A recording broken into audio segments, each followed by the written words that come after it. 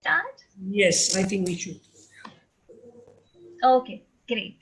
So, first of all, a very good evening to everyone present here.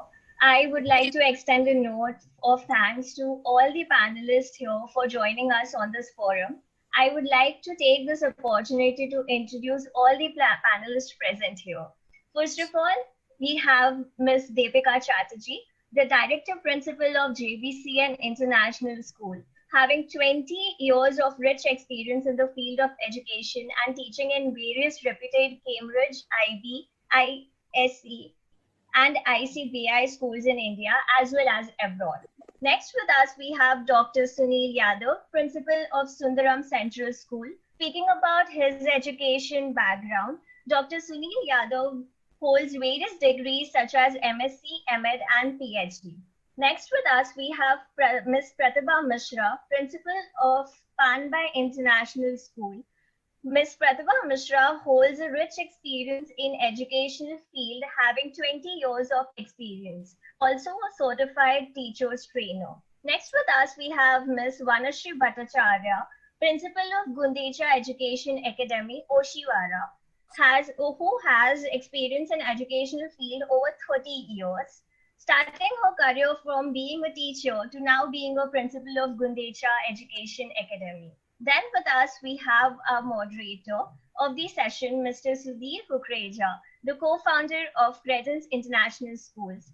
Sudhir Kukreja is a passionate educationist, experienced in teachers training program, skilled in communication, content planning, and many more. Speaking about his education, he holds various degrees like MA, B.Ed, and MBA. Next, with us, we have Mr. Rajiv Kothari with us, the co-founder of Scuzo Educommerce. I would like to request Mr. Rajiv Kothari to begin with the session. So,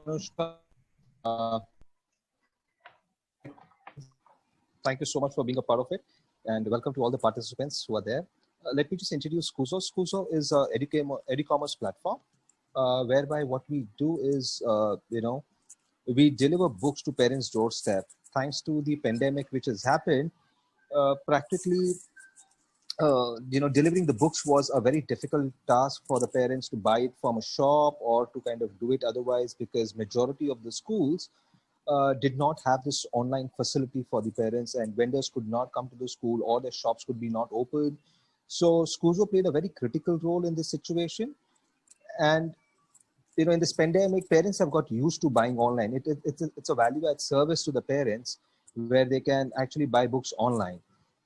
We have ensured that the delivery of the books, not in this pandemic, but our commitment to the parent is to deliver the books in 2 to 3 working days. As a company, we do not disturb any of your current or existing relation with the vendor. So we do not bypass the vendor, we go via them. Whatever the understanding is, we ensure that continues, and we add the service. Very fortunately, we have 2 of our panelists who are also a customer of Scuzo. They've experienced the service, they understand the commercials and everything. So practically ensuring that Scuzo Educommerce becomes a touch shop for any school they want to. That's about it, Anushka. I would want to take Sudhir to kind of take over the entire thing. If anyone has any questions, can ask me later on.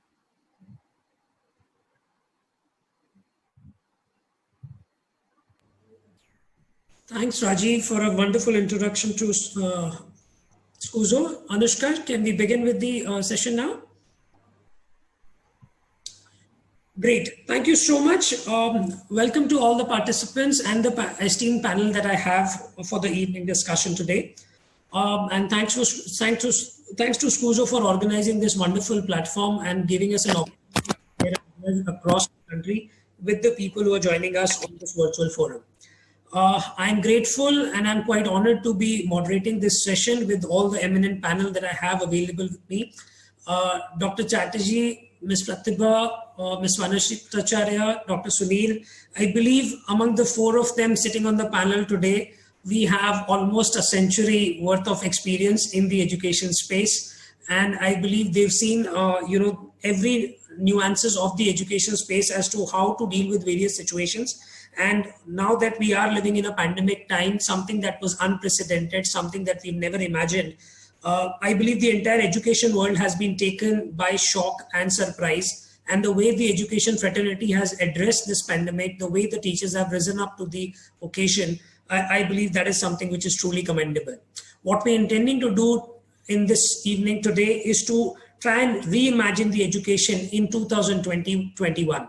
Of course, 2020 has been a year which something was absolutely unimagined, unthought of, and yes, has brought in a lot of changes, whether it is technology adaptation, whether it is virtual classes, whether it is having all our teachers, moving into a completely different environment to operate. And who better than the four esteemed panelists that I have on the dais today, who would probably be able to help us and enlighten us as to what kind of education shall we actually look up to when we are out of this pandemic, hopefully by next year. What kind of changes shall we expect? What kind of adaptations would be needed at the schools level? What kind of infrastructure changes, what kind of training, behavioral mindset changes that we are looking forward to as we come back to probably a normal school operating environment sometime soon. So I think without wasting a lot of time, I'll straight away get to the topic and bring in all my panelists into the discussion. I'll start the discussion with my first question to Ms. Vanashri Bhattacharya, who's the revered principal of Gundecha Academy in Oshiwara in Mumbai. Ma'am, I think we all have been forced into an accelerated technology adaptation, whether it is for schools, whether it is for teachers, whether it is for students. Everybody has been forced into a completely different environment. I think I'd like you to throw some light on how it has impacted all the stakeholders in your system, and how do you see this entire thing impacting the way we've done schooling conventionally, and how would it really change going forward in 2021?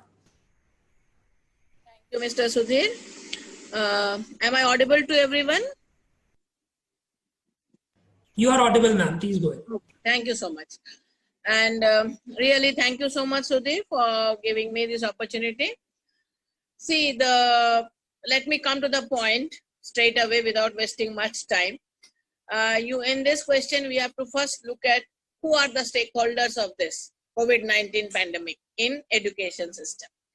Mainly, the stakeholders are teachers, students, parents, and of course the schools. Now, let me come to teachers first. I, being a teacher, I will first think of the teachers first. So I am taking the teachers as the stakeholders and how the pandemic has affected the teachers, how this unexpected thing has affected. Everything was so smooth till March, and suddenly everything, like at least in our country, it went upside away, like everything went upside down. So in the past few weeks at least, the impact could be seen very clearly. So many preschools in the city have to shut down their shops, resulting in teachers without jobs. Not only preschools, the other schools, middle schools, secondary schools, there the teachers, some schools were paying some percentage of the salary. So the teachers, as such the teachers' salaries, you know how great they are. And on top of it, with 50%, 80%, 70%, of course, some schools could manage to give full salaries. Hats off to those managements, but every school could not manage because the fee also was not coming, because parents were not able to pay the fees. And March month, it was such that the previous academic year ended and the new academic year was about to begin, especially in ICSE schools from April. And the new academic year was about to begin. The fees, nothing has happened for this new academic year. In the meantime, this all have come up. And on top of it, the Maharashtra government was not, very sorry to say, was not very clear in their instructions. Sometimes the online classes were on, sometimes the online classes duration has to be reduced. The pre-primary to standard 2, no online classes. There was a ban on classes from pre-primary to standard 2. That again led to so many teachers they were asked to go on leave, because the pre-primary teachers and up to teachers of 1 and 2, they had no role to play, because Even the online classes were stopped, whatever online classes were happening. And teachers with their little savings, and really they found completely lost how to survive with their family members and to lead a life what they used to lead. And many teachers are still awaiting views from the month of April. Okay, so you know the worst hit, the stakers out of all the four, I pity the teachers. They do not know how to run the show of their family. Now coming to the next stakeholder, that is students. Yes, when the first lockdown was announced, the students did not realize the impact of it. Some were very happy for the unexpected holidays that they got. So they really did not understand the gravity of the situation, did not sink into the students. It was in the beginning very fun. Then, of course, the online classes were introduced. That was also something new experience for the students. They were having fun. They were chatting while the teacher is teaching. They were making fun of teachers, and a lot of chaos was there. Teachers were made fun of, and the teachers were not that. Some teachers were not so techno-savvy, so they were made fun of, and they were technical hitches. But slowly, gradually, the realization sunk in the kids. Then they realized that this fun is all short-lived, and we have to study, and especially the board-going students, 10th standard and 12th standard students who have their boards in March. They realized that they have to now study in this way only. Nothing is going to change. And then maybe they became little serious, and then they started calling up, teachers that we haven't followed the previous topics, and all. And in this lockdown, with the family staying indoors throughout whole 24 hours, the children could hardly get any private place for them to concentrate on the studies. Some rich people, yes, who could give a separate room to the student, separate rooms for the child, that is okay. But in small flats where the child had no place separately for himself, and maybe sitting in some corner of the drawing room, and along with the grandparents, along with the parents, if at all it's a joint family, or maybe even one or two family members sitting, roaming around there. So even while I take online classes, I could see while the child is sitting and attending the class, from behind mama is roaming around, was sweeping, sometimes somebody else is coming with a towel on the shoulder, and the child gets distracted, feels bad. But parents are also helpless. What to do? They have to continue their regular household chores while the child's classes are going on. So this way the studies were happening in this online classes. Even the 10-year, 8-year-old group children, they also, they at least they were not so serious about their studies, I know. But they had very little to do with the closure of the schools due to this COVID. Their routine has gone haywire. Their playtime has become zero. They are not able to go out of the house at all. And all throughout the day, even they are not used to being with their mama, papa all the time. Because sometimes they used to get for their own, with the friends, they used to go out to school. That was their routine. So then after coming back from school, they used to go to their hobby classes. So they used to be away from home at least for 8 to 10 hours a day. And now they are spending whole day without school, without friends, only under the scrutiny of the parents. It's like really a crisis for them also. So this will have a huge impact on the overall learning of the children, and will have a larger impact on the overall education outcome. Now the third stakeholder are the parents. Parents, of course, of very young children, that is the pre-primary group, they are not keen on their academic things. They have written off this year. They are not worried about their education of those small little ones who are in their pre-primary or standard 1 or standard 2. They are thinking that they can teach themselves. They are quite educated. They can manage. And those who are little on the lower scale, they have no time to think of the education of the children, but they have to think to make both ends meet, because those who are in the lower income group. So, and for parents who are working from home, they are also financially hard hit, because even they are getting half salary or 3/4 salary, and with that salary they have to manage, maybe they have only one laptop, that laptop they have to work upon, and if they give the mobile to the child, even they need the mobile. So these are all the problems that the parents are facing. Those who are rich, yes, they are able to afford, they are even buying tabs, they are for their children separate laptop, only some of them bought. So the rich people, they are having comfortable life, they are not in problem. But the middle income group and the lower income group though is really in trouble. Even the middle income group, they are unable to share their gadgets with their for the educational purpose of their children. Then they have to also look for, see for the earnings, see for their how to take care of the family needs. With all this, what is happening is the school fees, they are thinking we cannot pay.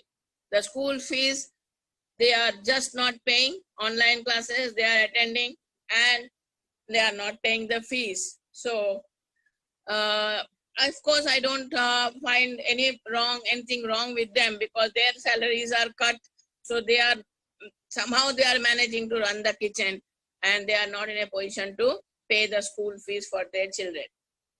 So as a result, the fourth stakeholder is our school. So thousands of small budget schools, they have just shut down. Preschools have already shut down. So many schools, middle schools, so many small budget schools, they have shut down because of financial constraints. Several private schools claim that they are still having to pay their salaries to teachers, rent for their premises, while the income or fee from the parent has just taken a dip. And to worsen the situation, many parents are shifting their children from low budget private schools to government schools. That is also happening. Many are taking LCs and leaving, they are taking leaving certificate and leaving the schools. So several private schools have moved the court across the country, stating that they were facing a crunch in the pandemic. This has resulted in many states allowing schools to take the tuition fees during the lockdown. However, schools say that it is not enough, because they are not getting it from the parents, nor they are taking, and they are able to take, because being human, they are not able to take any action. They are not able to penalize, because it will be directly penalizing the child. The right to education, we are denying if we penalize the child, not sending the link. These all, many schools are not doing it. So this is a real big problem for the schools. Though the parent is thinking that why should we pay the school fees when only the number of hours is reduced? Number of hours is reduced, but on something that is called something like online time, we cannot prolong so many hours. We cannot expose the child so many hours to laptop, to online. So that will harm the child. But at the same time, the parent is not willing to pay the fees.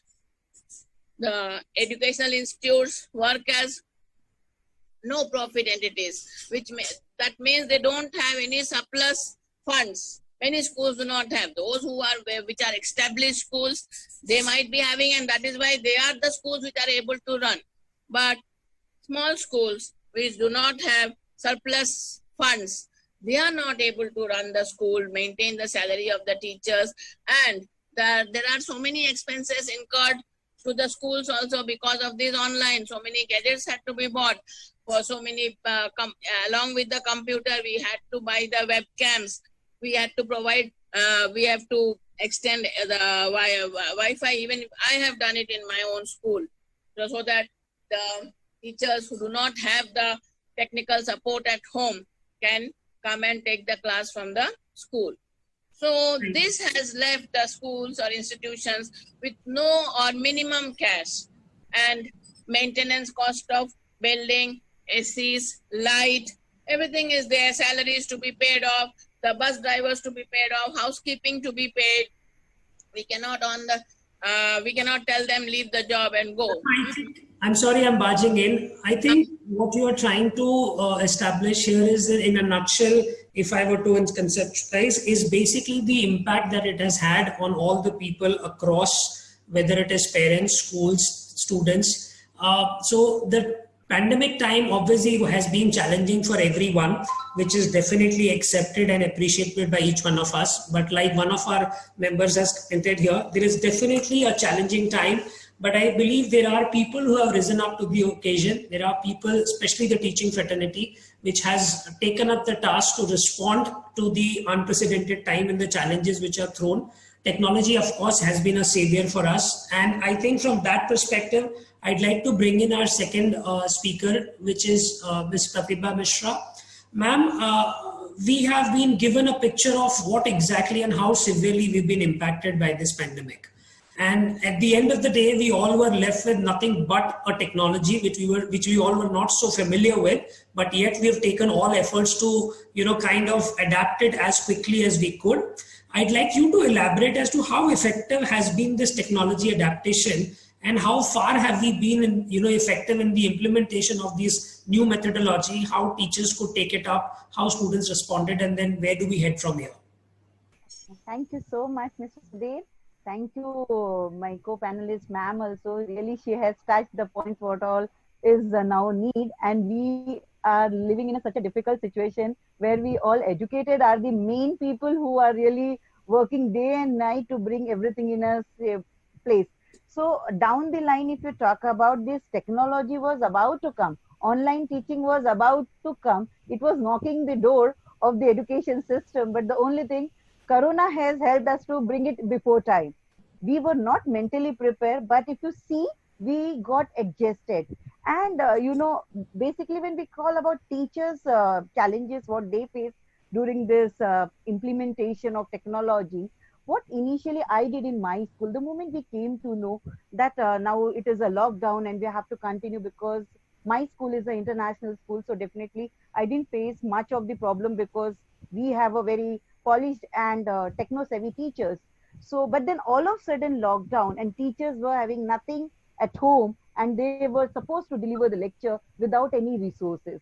In this, yes, our technology was a boon.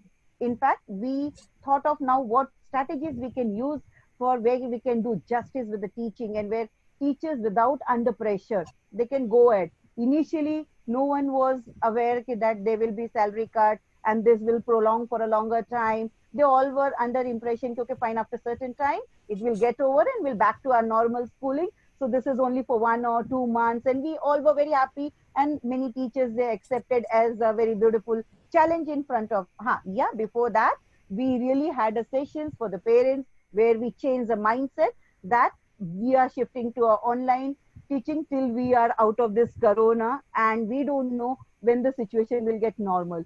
So we conducted the orientation for the teachers, we conducted for the parents, even for that matter, we discussed openly with the management too, because even management should be a part of this, because not only teaching technology, there are so many resources needed for that. So we approached the publication house who can really provide us e-books and all, because teachers are without resources and they need to use how to do, and all these challenges were there in front of. And we really struggled in few days. I can say 15 to 20 days, we really struggled. Not only my teachers, even we as school, what we were supposed to. Because convincing parents was again a challenge. Because how my kids will do online, as ma'am even focused on that parents stakeholder, how they were really acting on it, that without gadgets, if we have 4 siblings at home, how we are going to provide the online teaching for them. So practically it's not possible. School wale kya kar rahe hain? A big question, why school is doing this? When school will be normal, we'll send the child and then they can reduce the portion and we can go ahead. So initially parents were not ready, but teachers, finally they got into the system. They started, and now the day has come. The parents willingly they are saying that we don't want to send a child. We are very happy with the online teaching. This is only possible if we have 100%, system available, resources available in the school, at home, with the teacher, and the complete support from the school and the school management. And even for that matter, parents too. If parents, they provide the resources to the required gadgets, minimum requirements, whatever we are looking for, then only we can conduct the online classes 100%. And that also, if you all must have experienced, my co-panelists, the principals, they must have experienced how challenges we are facing now, because 10% of parents are reluctantly, they are saying, madam internet kharab tha, lecture nahi attend kar sakte. Now is the best part, if child is being asked a question by teacher, child freezes and pretends that internet is low or weak, and they don't want to react on teachers, whatever teacher is doing in the class. So even these kind of challenges are being faced by the teacher. But now we have come up with that. You start random checking with the kids, start calling, tell them if you cannot talk, okay, write in the chat box, you send this assignment. So we have started using that complete ERP system what we have. Earlier also we had, as I said, we are international school, we are fully equipped with the resources. So we didn't face much challenge.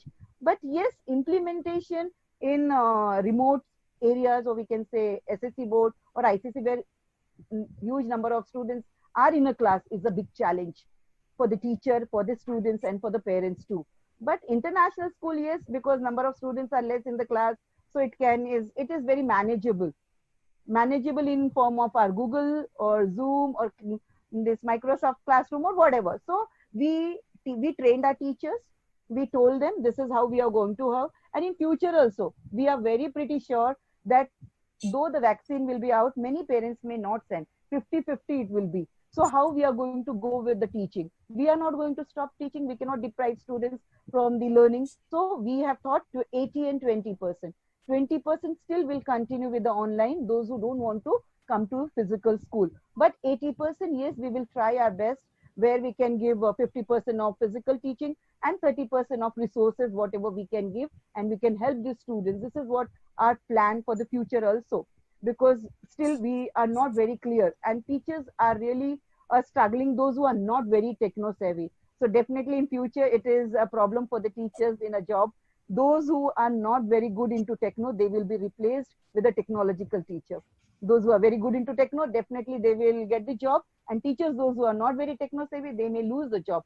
So it will be again a challenge for the teacher also. They have to learn this, and they have to be very much acquainted with this new learning, and they have to become a new normal learning. So I think it will be a challenge, and it can be possible if we really work on it, because it worked in my school when we conducted the training for the teachers. My teachers, they learned so many things, and in fact now they are enjoying. When we called them to complete little pending work of last year 1920, they said, ma'am, corona hai, kaise aayenge?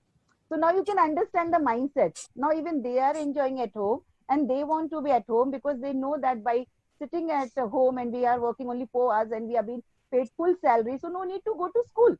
And corona is the best weapon to save them. So, this is how even it is working. And for the students, yes, students, it is not very effective. We talk about learning, because the grown-up kids, they are little over smart. They know how to skip from the one class. If they are, like for example, in physical school, they were bound to be 100% attendance from morning till afternoon. But in online lectures, one lecture of a favorite teacher they are attending, another lecture they are skipping, and they feel that we should mark them 100% that they are present. But these kind of challenges are being faced, and then the teacher who has been liked by the students, the teacher is not facing a problem. The teacher who has been not liked by the students, they are facing the problem. So again, it is becoming little task for the teachers too. So I feel again here we need to talk to kids, and we have taken a help of our counselor, where we are dealing them one-to-one, where those we know, the naughty ones, and we have catch-hold them, and the teachers and the counselor, they are trying to counsel them. They are trying to motivate that how this normal learning, this new normal learning will be for long lasting. Down there, now everyone is going to be with the same, and we cannot change this situation till vaccine is out and parents are giving 100% consent to go with the same. So physically, we have to be on a hold, but yes, online we have to continue, and we have increased the duration, because though our government is not ready to give a complete guideline, so we considered as a guideline, and we created our own SOP to function this school, because we cannot just wait for the government to pass the guidelines and just to waste our child's career and the whole year. So we have come up with our own SOPs with the parents' consent, and we are doing, and it is really working on our side. So this is what technology helped us inform. That's great to hear from your side, ma'am. I'm sure your school is doing a great job.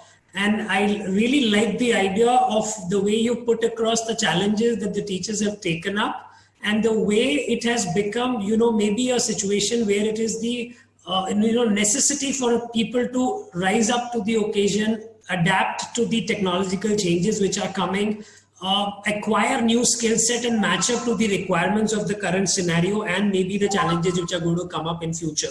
So I believe that is something which makes our entire education system so dynamic and our fraternity so, promising, which is basically taking up all the efforts to address whatever the need of the hour is. I think I'd like to come back to you a little more in terms to discuss the implementation part. But before that, I'd like to bring in Devika ma'am over here. So maybe in my follow-up question, I'll come back to you for implementation, the way we could probably do it in a low, or maybe in a rural area kind of a scenario. I wouldn't call it a low school, but yeah, a rural area kind of a scenario where we may not really have all the resources, but still, you have to keep the show running. But before that, coming back to Devika ma'am, I think, ma'am, we all have known what is the role that technology has played all this while in the last 6 months. Maybe we could not have imagined our existence without technology. I think technology is something which has kept us all alive. It has kept us all relevant in this scenario. And schools, managements, teachers, students, all have really been, instrumental in making it all possible the way we've lived our last 6-7 months. But still there are talks in some spheres of the academia where we are talking about these technology, the rapid technology adaptation taking place. Do you think that these adaptations, which we've done so rapidly by being in a compulsive situation, is it something which is going to be there permanently? Or is it a transitory, temporary phase that we are going through and things might just go back to the way they were in the pre-COVID situation, just the way as soon as we open the schools again? Hi, good evening, everyone. Yes, Sudhir, I do have a lot to say about this because I believe that everything all over the world has changed fundamentally, and nothing is going to be the same even when we go back, because the change that has come is so big that even when we go back, I don't think that we will ever be back to the situation that we were in before March 2020. There are many areas of concern, and my colleagues have spoken about the areas of concern. I would like to talk about the areas of great joy. One thing that I have seen is that does not matter what device you have. So we have more than 180 staff members in our school, and all of them definitely don't have access to the best quality devices. And even if we have it in school, they could not come to school to get all that. However, we have some great innovators and some great creators in our team of teachers. One mobile phone, one smartphone is enough. We don't have to spend lakhs and crores on technology in today's world, because technology has already changed itself before Corona happened, I think. Because of whatever reason, technology had already changed itself. And with one mobile phone, I have seen teachers take extraordinary classes. They have used the mobile phone and the technology that is there on a smartphone to do activities with learners which engage them. So talking about technology in this day and age, I feel that Corona has given us this boon of bringing learning to our homes. So this is the biggest change that Corona has brought us. We don't have to talk about remote areas. We don't have to think about large classroom sizes, because technology has taught us how individualized learning can become. We have found out that the time that we wasted in moving from our homes to school can be better used by teachers to design better classrooms. You can have children who are totally engaged. You can break down your classroom into smaller sizes because you need not spend that much time in front of a screen with every child.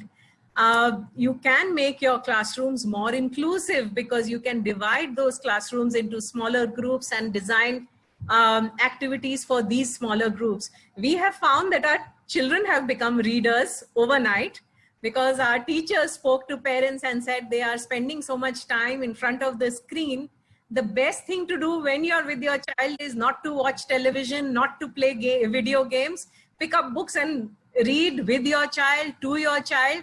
And that has helped our children to become readers. So technology and Corona has actually brought in a side effect with it, because parents and children have both realized that spending so much time in front of the screen is not really good for anyone.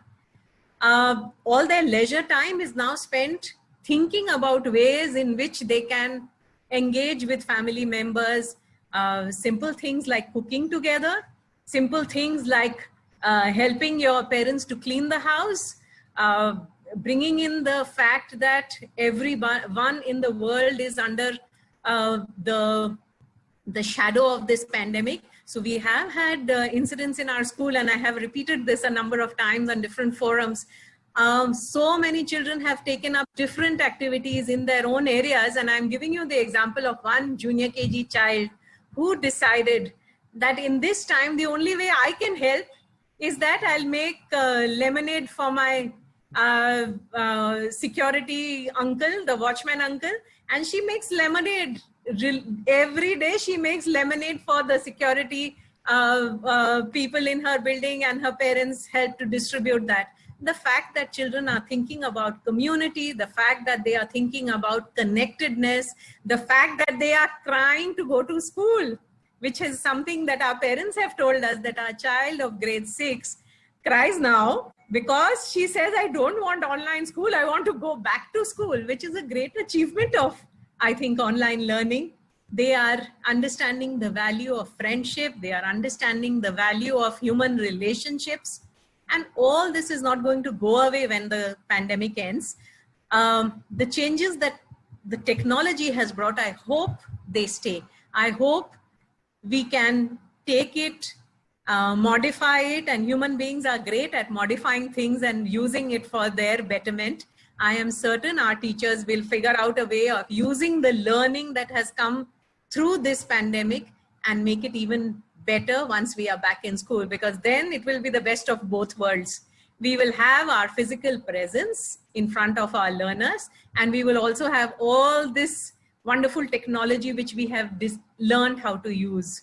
So yes, I am very hopeful for the future, because we have learned some tough lessons, and after the darkest night, I think it is time now for the morning to arrive.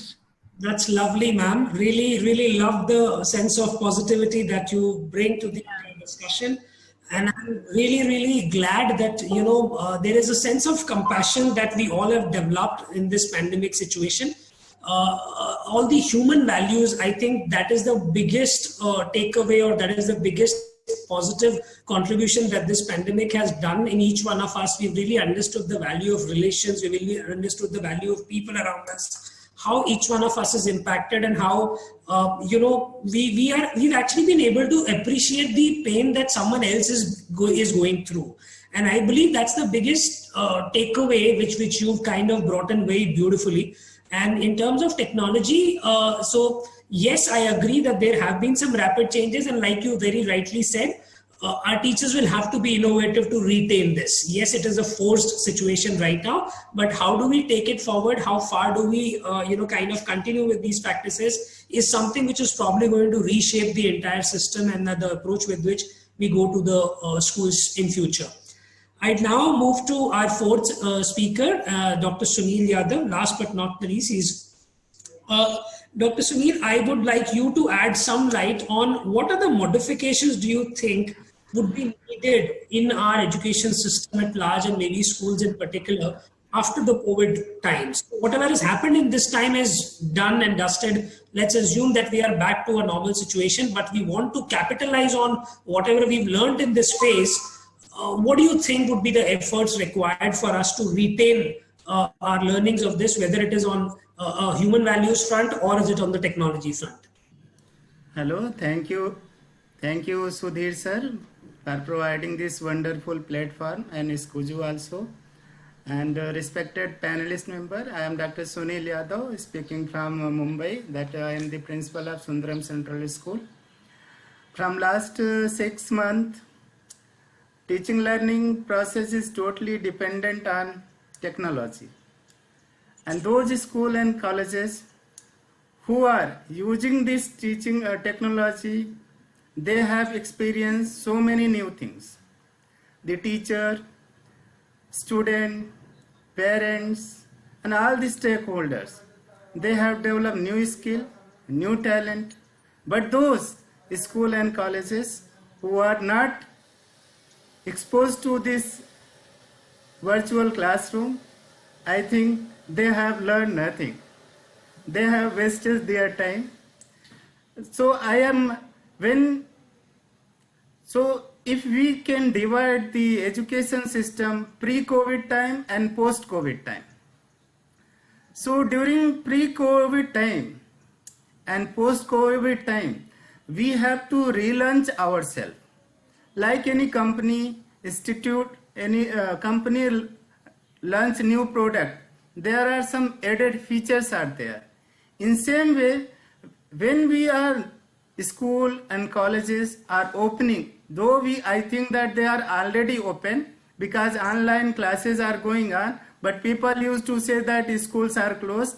Though school building are closed, schools are running, online classes are going on, but there are some only 40%. There was one statistic, one survey was conducted. In that survey, it was mentioned that only 40% of the school and colleges across the nation, they are running online class, and in remaining 60%, they are not running online class. And if they are running, that is not effectively and that is not efficient. Teaching learning process is not as per the expectation of the pedagogical ideologies. So therefore, I have prepared one PowerPoint presentation. Let me share that PowerPoint presentation.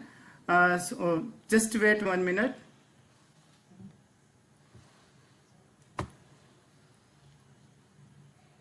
Can you, sir, allow me to share the PPT? Sudhir, sir, please allow me to share one PPT. You unmute yourself first, sir. I've done that, sir. You can try that now. Okay.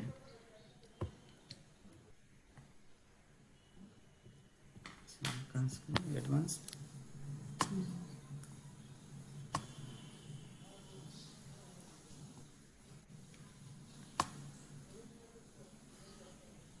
Let's pick.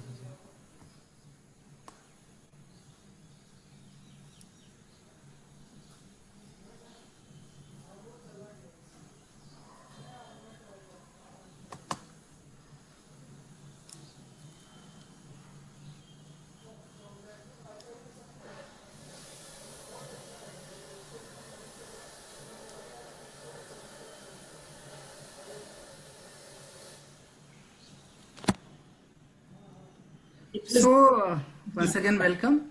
So we, after pre-COVID, when schools are reopening, we have to relaunch ourselves. When we are relaunching, like this is a pre-COVID version, and then we have learned many things. We had added many skill. Teacher have added many skill. Student, they have added many skill. Parent, they have added many skill. And even the administrators, they have added many skill. So there is one principle, be, do, have. Now what we want to have in post-COVID time? For that we have to do something. And what we have to do, that we have experienced during COVID time. There are many teachers who have lost job. There are many teachers who are getting 50% salary. There are many teachers along with these problems they have faced health issues also. So during this time we have struggled much. When we struggle, we become better version of ourselves. So in post-COVID time, all these teacher, principal, administrator, as well as school and government also have to present themselves their better version of themselves. Now, see, this is the classroom, pre-COVID time classroom. Here in pre-COVID time of classroom, the classrooms are overcrowded. There is no social distancing. There is no mask. Teacher is teaching by using chalk and duster method. And students are sitting very packed.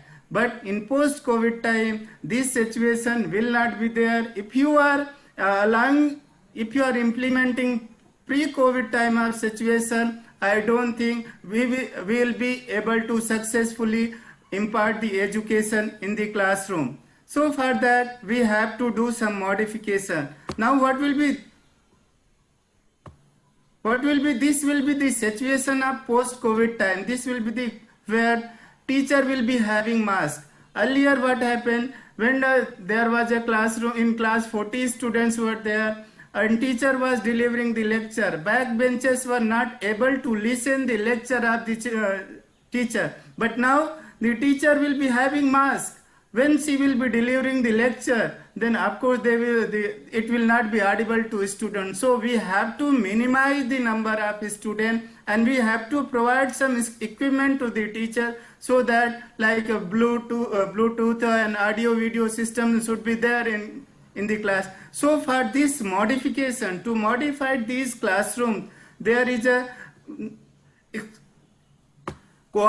collaboration and cooperation is required. Cooperation from the government side, cooperation from parents, cooperation from community, cooperation among teacher and cooperation among student, which is not till now, which is not reflected because this parent organization are filing the case in the court, okay, reduce the fees, and schools are filing the case against in the court, okay, no, we cannot reduce the fees. And government sometimes they are issuing guidelines one day and second day they are issuing different guidelines. So all these stakeholders, they have to sit together, they have to understand each other's problem. If parents are not able to pay their fees, you have to talk with them. At least if you cannot pay whole of your fees in one installment or two installment, tell them to give the fees in monthly installment. This facility you all have to discuss with one another, only then it will be possible to convert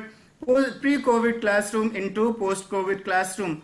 Apart from this, there are many challenges out there. Like there is a gap of digital talent gap out there. There are some teachers, they are techno savvy, but also because they are teacher, it is the responsibility of teaching community, government to provide the digital training to those teachers who are not techno savvy.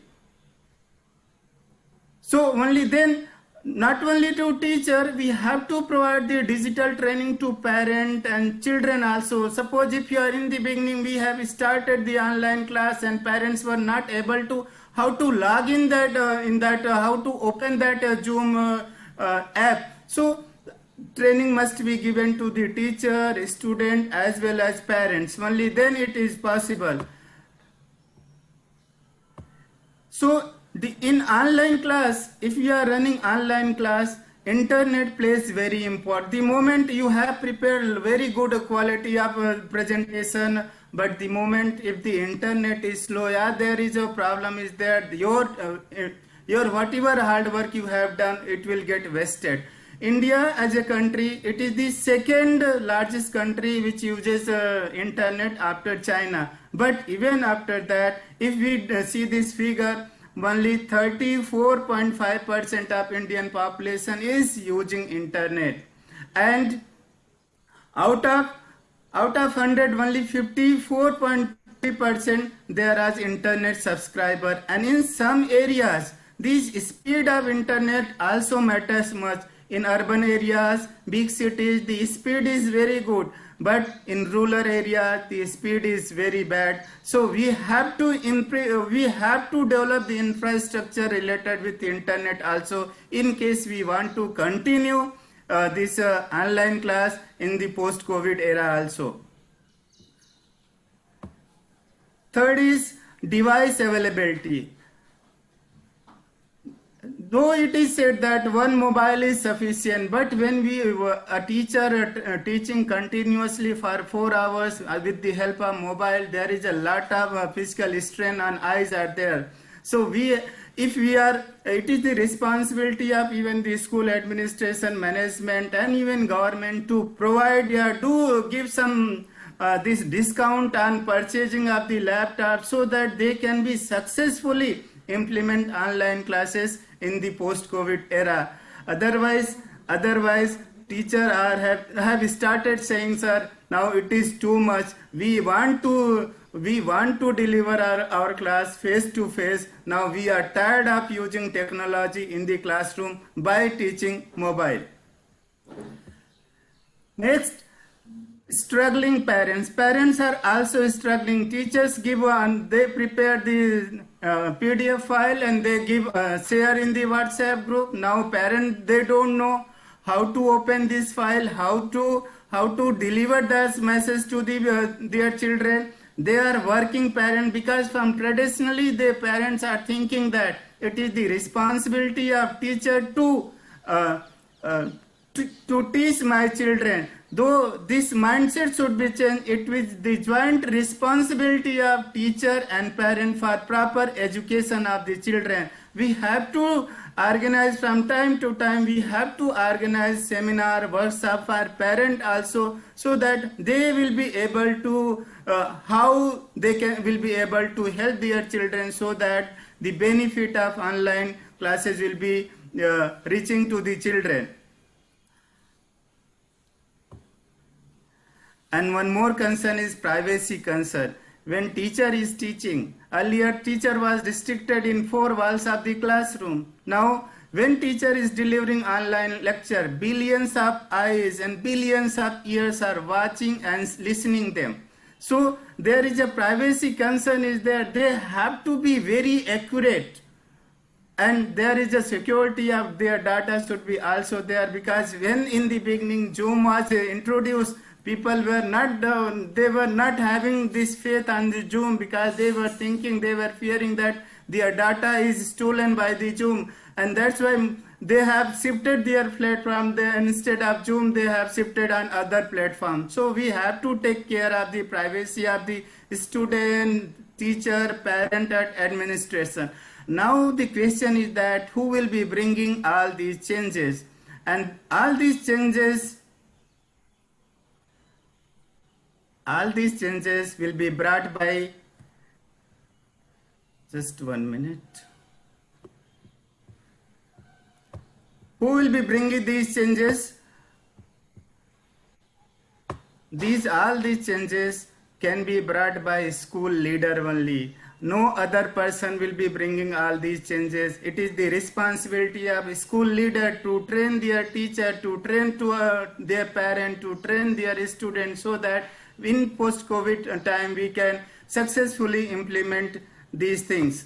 Now, how education leader, I have designed one 5C formula for implementing these changes. First is clarity, second is confidence, third is courage, fourth is commitment, fifth is cash. Now what is clarity?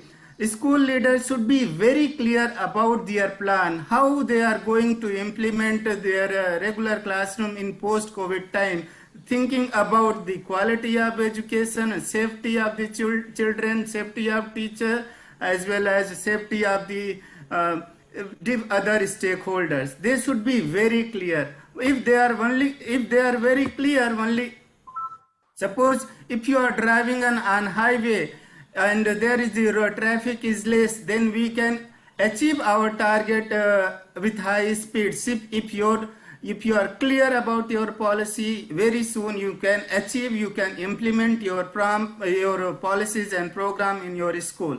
Second C stands for confidence. Once you start implementing it, slowly you will develop the confidence, and you will generate the power. And once leader become powerful, then then leader can empower its teacher, it empower its parents, and then this can be implemented.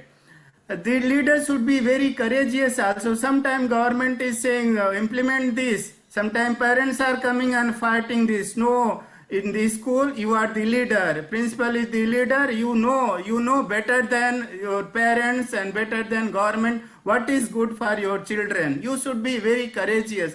Courage never does not mean that you don't get afraid of government or parents, but courage means you don't let fear stops you. Once you have plan, you have to implement that plan, so that you can provide high quality of education in your class.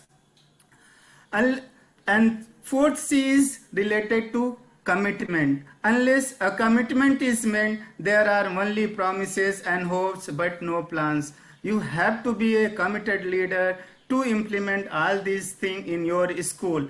And to implement all these things, one more thing is required, like cash is flow, cash is king. Many parent organizations, they are telling that we will not pay the fees.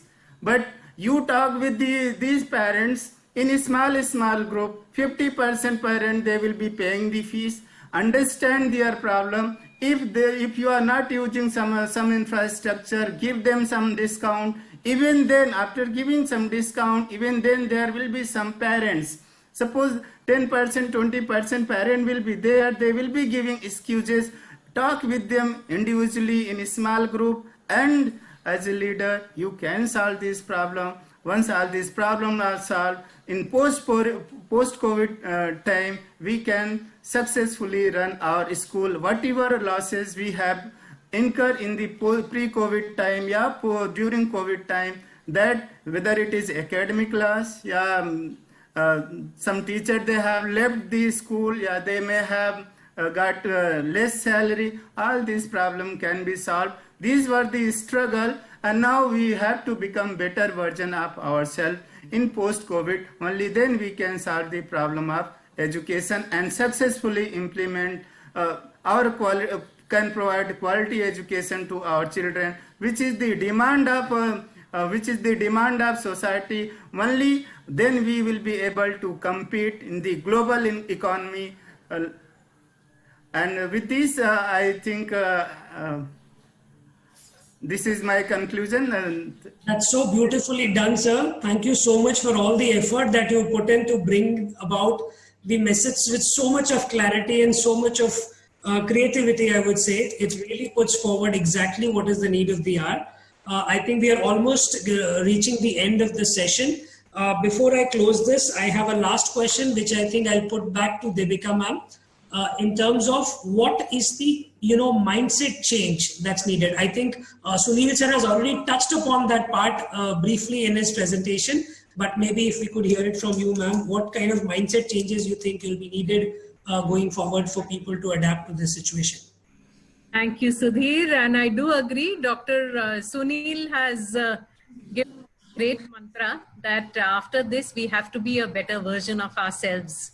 I think that is a great thing to carry with us when we go back after the COVID into our schools. The one question that I feel all of us need to ask ourselves is, what is it that we value?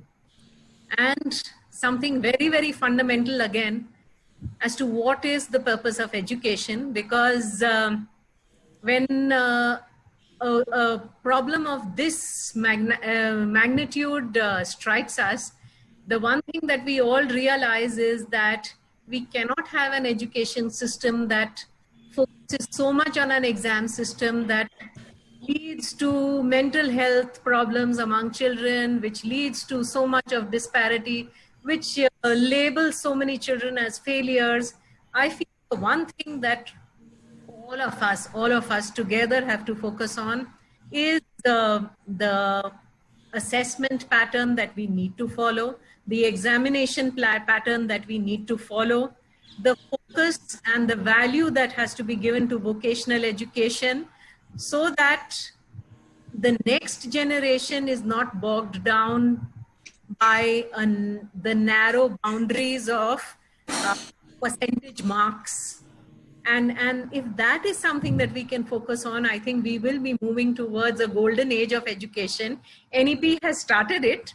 NEP has already started working towards it, but I think it is all our combined responsibility, and it is something that we will have to take up. We don't really have a choice if we want to bring up a generation which is more innovative, which is more creative, and which is ready to take up any challenge that comes in the future. Thank you very much, Sudhir. Thanks a lot, ma'am. Thanks for your input. That was quite insightful. I'm thankful to all the panelists. I think we are just about to close this. Anushka would probably want to conclude the discussion.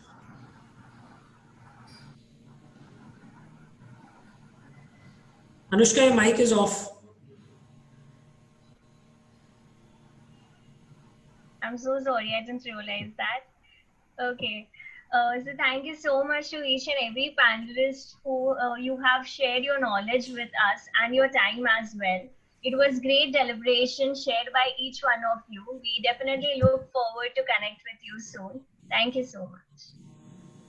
Thanks a lot, ma'am. Thank you so much to all the participants, to all the attendees. I hope our eminent panelists have been able to add value to the entire discussion. Like Devika ma'am mentioned, NEP is yet another topic which is going to be our next focus area. We will definitely pick that up as another topic of discussion in one of the weeks coming ahead. Thank you so much, all the panelists, for your time. Thank you so much. Thank you, everyone. Stay safe, stay healthy, everyone. Thank you so much. Thank you. Thank you. Bye. Thank you. Bye.